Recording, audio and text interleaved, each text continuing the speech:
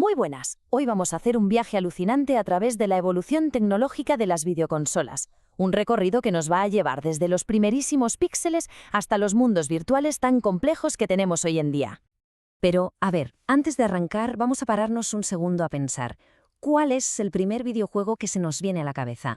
Ese recuerdo, esa primera sensación con un mando en las manos. Ahí es donde de verdad empieza esta historia para cada uno de nosotros.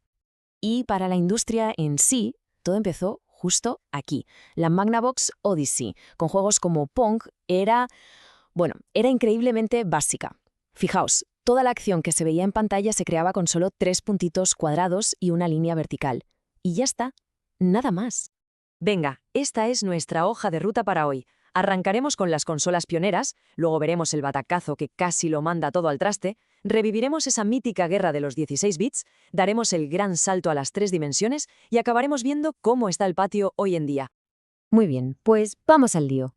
Nuestro viaje empieza con esos visionarios que se propusieron meter toda la magia de las máquinas recreativas en el salón de casa. Y la Atari 2600, esto sí que fue un antes y un después. Fue una de las primeras consolas en usar un microprocesador. Y ojo, aquí está la clave de todo, cartuchos intercambiables. De repente, ya no te comprabas una máquina para jugar a una sola cosa, no, te comprabas una puerta de entrada a un montón de mundos diferentes.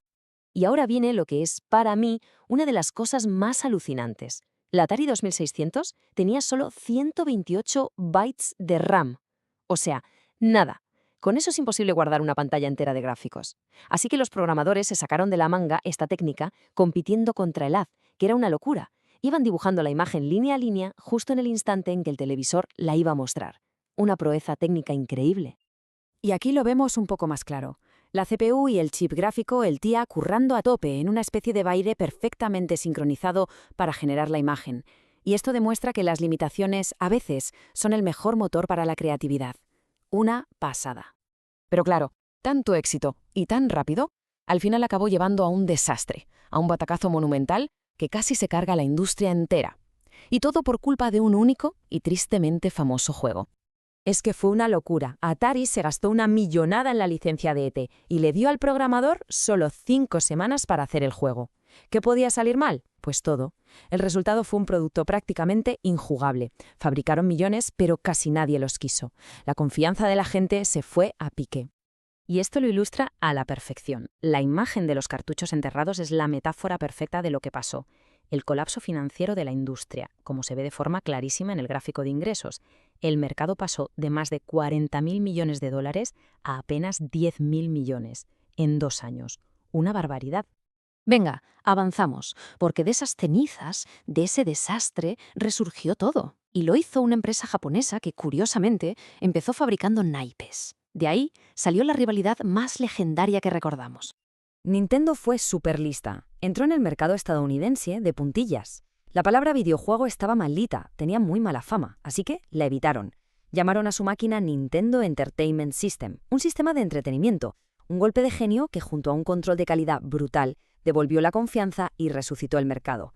Y aquí es donde empieza la guerra de verdad, la gran guerra de los 16 bits. Por un lado, Nintendo, que ya era el rey con su Super Nintendo, y por otro, Sega, el aspirante rebelde, con una consola más rápida, la Mega Drive, y con una actitud mucho más cañera. El punto clave es que esta batalla no era solo de chips y de potencia, era una guerra de filosofías, y cada mascota era su embajadora. Mario, preciso, metódico, representaba esa jugabilidad súper pulida de Nintendo.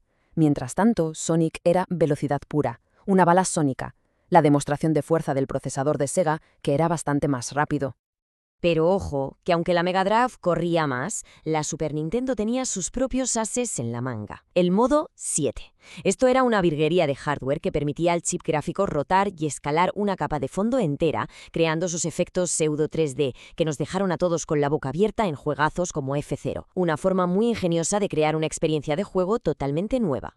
Pero el siguiente salto tecnológico fue probablemente el más grande de todos. Dejamos atrás los sprites, los dibujos planos, para centrarnos en mundos tridimensionales completamente nuevos. Y lo curioso es que esta nueva era nace de una colaboración fallida, casi de una traición.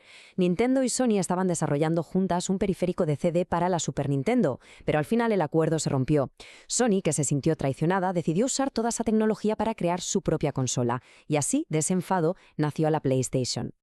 El cambio fue sísmico. Es que no hay palabras, solo hay que ver la comparación. Pasar de un mundo en 2D, como Super Mario World, a los escenarios abiertos y explorables de Super Mario 64.